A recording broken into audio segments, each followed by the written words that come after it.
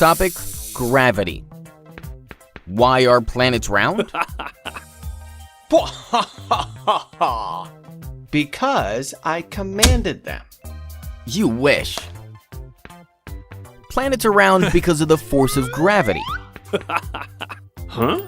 Gravity acts as if it originates from the center of a planet and pulls each point of the planet towards it. Hence, the only way for everything on the surface to be equally close to its center is to form a round shape.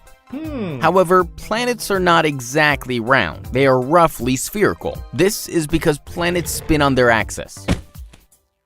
Just like a spinning top, right?